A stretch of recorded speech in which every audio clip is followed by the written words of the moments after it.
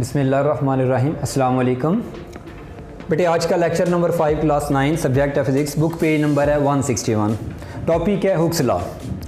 Hooks law को define करने लगे हैं। The strain produced in a body by the stress applied to it is directly proportional to the stress within the elastic limit of the body.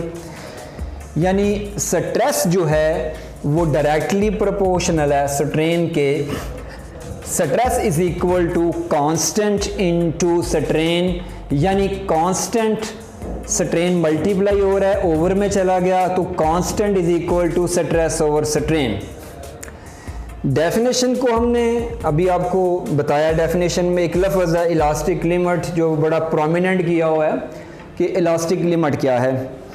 इससे पहले मैं थोड़ा सा आपको आगाह कर दूं कि हुक्स लॉ जो हमारे पास 10th की प्रैक्टिकल बुक है उसमें हुक्स लॉ यानी लोड और एक्सटेंशन के दरमियान ग्राफ ड्रा करना होता है कि जितना लोड बढ़ाते जाएं इसकी एक्सटेंशन उतनी ज़्यादा स्प्रिंग की होती जाती है, लोड कम करते जाएं एक्सटेंशन कम होती जाती है। ये डिटेल में प्रैक्टिकल मौजूद है। जब प्रैक्टिकल करवाएंगे तो सेट करके ऑपरेटर्स को करवाया जाएगा, सिर्फ ये बताने के लिए कि ये प्रैक्टिकल हेलिकल स्प्रिंग वाला प्रैक्टिकल भी इसे कहते हैं। Relation between load and extension equal to constant, आता कांस्टेंट ही है वो।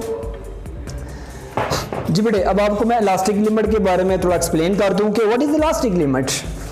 तो इलास्टिक लिमिट वो लिमिट जिसमें डिफॉर्मिंग फोर्स को हटा देने से बॉडी अपनी ओरिजिनल शेप या साइज में वापस आ जाए, और इसको क्रॉस करने से बॉडी वापस नहीं आती अपनी उस शेप में। मिसाल के तौर पे मेरे पास ये स्केल है, तो स्केल के ऊपर फोर्स लगा रहा हूँ तो छोड़ने से या वापस अपनी पहले वाली हालत में आ गया, और मज़ीद फोर्स लगा रहे हैं तो ये पहले वाली हालत में आ गया।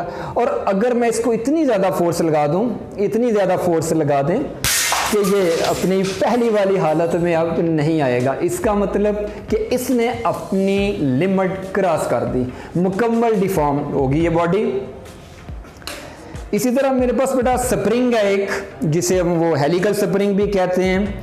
तो हेलिकल स्प्रिंग का भी कुछ इसी तरह से ही है कि अगर मैं इसको खींच के छोड़ दूं तो ये वापस अपनी असल शेप में आ जाता है, मज़ीद फोर्स लगाते हैं तो वापस आ जाता है। और अगर इतनी फोर्स लगा दी जाए कि इलास्टिक लिमिट को क्रॉस कर दिया जाए तो छोड़ने पर भी स्प्रिंग अपनी ओरिजिनल शेप में वापस नहीं आएगा।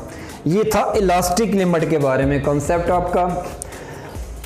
आइए आगे मैथमेटिकल कैलकुलेशन की तरफ दोबारा आते हैं। Stress directly proportional to strain, constant आएगा प्रोपोर्शनैलिटी को ख़त्म कर देने से, और स्ट्रेन मल्टीप्लाई हो रहा है डिवाइड हो जाएगा। इनके दरमियान ग्राफ भी ड्रा किया जाता है बुक पे, ये बुक पेज पे है, इस पे ये ग्राफ है। ये भी आपको बुक स्टडी में बताएंगे कि क्या है ये। तो आइए हम बुक स्टडी की तरफ चलते हैं।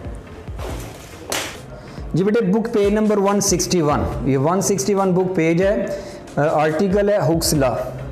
इसमें देखिए कि पहले definition, the stress produced in a body by the stress applied to it is directly proportional to stress within the elastic limit of the body. ये मैं अभी बता चुका हूँ बोर्ड पे आपको।